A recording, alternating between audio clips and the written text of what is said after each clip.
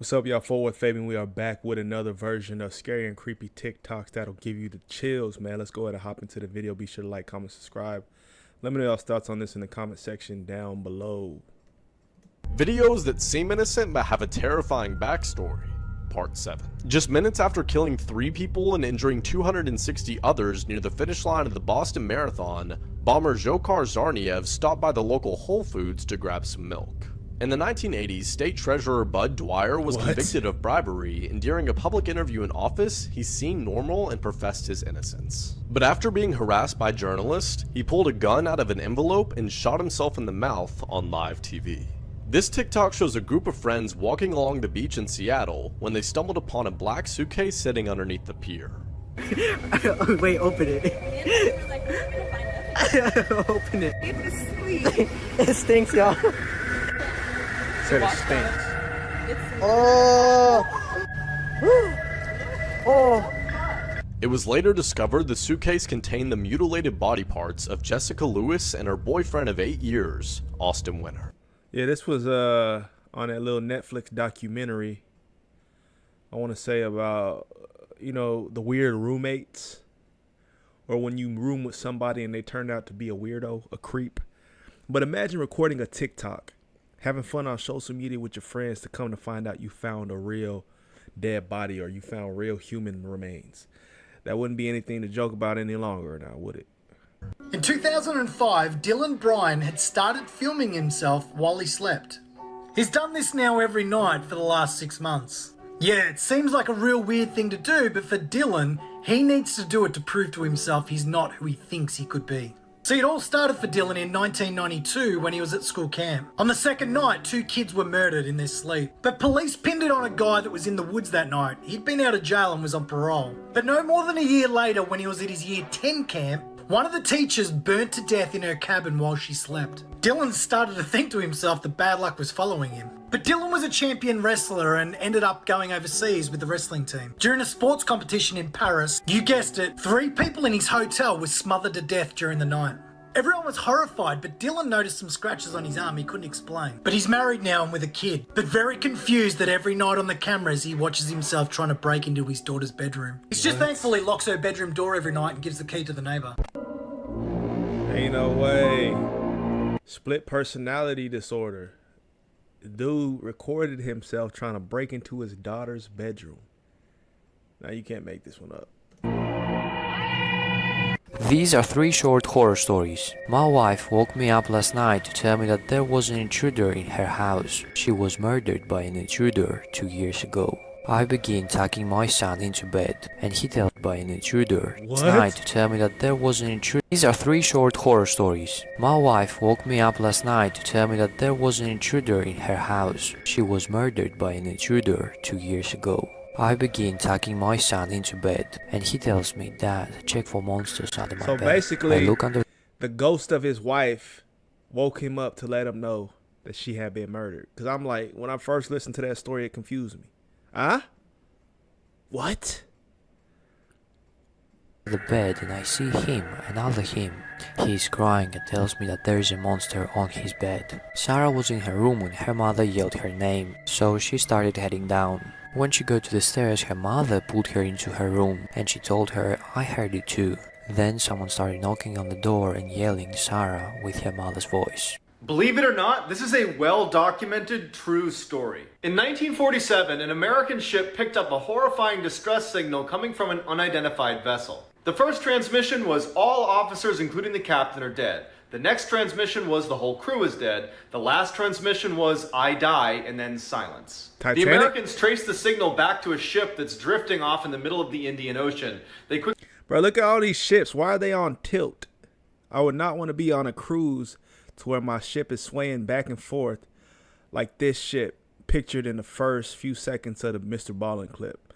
Like, what's happening here? Coming from an unidentified vessel. The first transmission was all officers, including the captain, are dead. The next transmission was the whole crew is dead. The last transmission was I die, and then silence. The Americans traced the signal back to a ship that's drifting off in the middle of the Indian Ocean. They quickly assemble a rescue team who boards the ship. They find the entire crew has perished in the exact same position. They are on their backs with their hands up as if fighting with some unseen force, and they look like this. There was no physical damage to the bodies or to the ship itself. However, even though it was 100 degrees Pirates of the outside, it Caribbean? was 40 degrees on the ship, and the bodies were rapidly decomposing. As soon as they tie up the ship to tow it in, it explodes, and then it sinks. To this day, no one knows what happened inside of that ship. Some say it was a chemical leak, others aren't so sure. Here are some photos taken right before disaster, part 3. Here is the last photo ever taken of Paul Walker.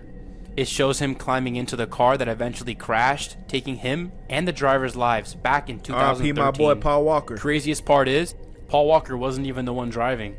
The guy driving was a professional race car driver. And the saddest part is that all this happened at a charity event that Paul Walker was hosting. R.I.P. This photo was taken right before the homage bombing. I don't know if that's supposed to be a positive or a negative. You tell me I'm getting in the car with a professional race car driver. That sounds dangerous to me. But then on the flip side, you would assume that he's an expert driver. R.I.P. Paul Walker. Red car in this photograph right here contained a bomb that killed 29 people and injured some 220 others. Surprisingly, the man and child both survived, but the photographer didn't. This unsuspecting family snapped the last moments of Ayano's life. The 20-year-old student in the red threw herself over the railings outside of the Niagara Falls to her death. That's super sad. Pretty cool! I just found the phone number to the deadliest hotel in Los Angeles, and this is why you should never call it.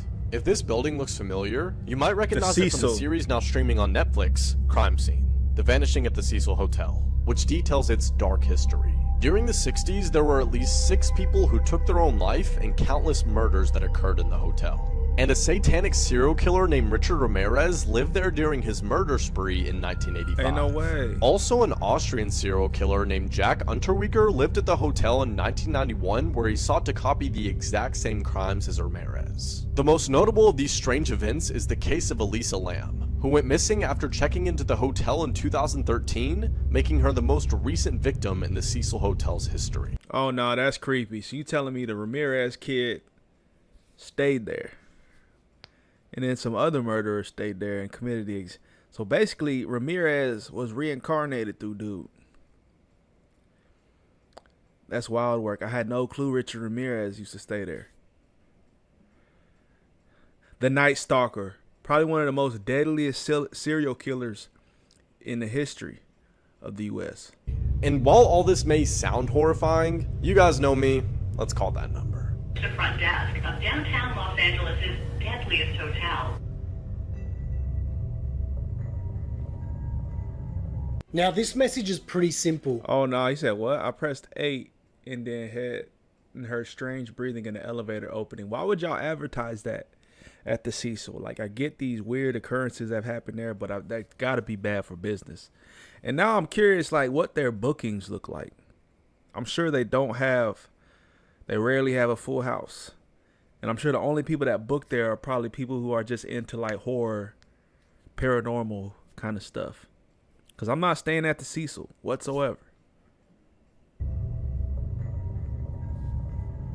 Now this message is pretty simple. Don't record yourself sleeping in the dark at night if you're not willing to know what's in it. In 2007, a woman in Richmond, Virginia was having trouble sleeping. She'd wake up in the morning feeling like she'd run a race. She finally saw a doctor who suggested that she record herself sleeping at night and send the videos through to him. So for the first few nights she does this and just sends the videos off to the doctor. But 2 nights later she's suddenly woken with this massive knock at the door. Police lights filling the night sky. She rushes to the front door and opens it. 2 cops come barging past her with their guns drawn straight into the bedroom. The woman's terrified by this, but not as terrified as what the officers later tell her. See, in the few nights of recording that the doctor watched, a man entered her bedroom through the window. He injected her with a needle, then raped her. But in the last night's video before he left, he put a massive knife to her throat and said, "Tomorrow night's your last, I'm gonna gut you like a pig." After that night with all the police, the man never returned. But what's scary is they never found the man either.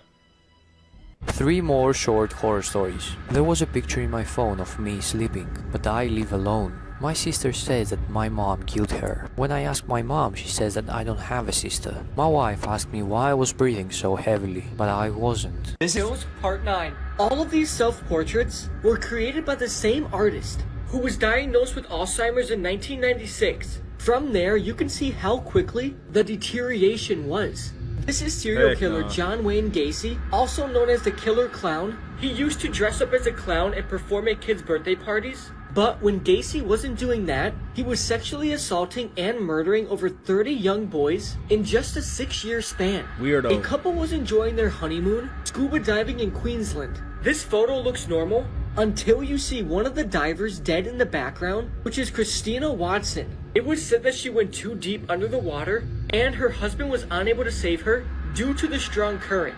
But witnesses say that Christina's husband was bear hugging her and pulling her under, and as her body sank... Ain't no way. So is this the body? Like, is this her or is it this right here?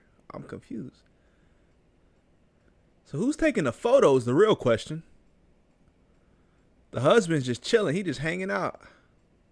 He swam in a different direction. Oh no. Oh no. That boy is guilty, man. Comment down below. Let me know y'all's thoughts on this. A lot of these stories are kind of just out there. Make no sense. Weird. But obviously there's a legitimacy to a lot of the other stuff, right? The Cecil Hotel, Richard Ramirez, John Wayne Gacy. But I do have a TikTok, creepy TikTok playlist. I'll link to that in the description down below. Let me know y'all's thoughts. And, subscribe to the channel. If y'all here for some of the TikTok content, check out the playlist, man. Peace, love, prosperity. God bless. We'll see y'all in the next video. Jesus is the way, the truth, and the life.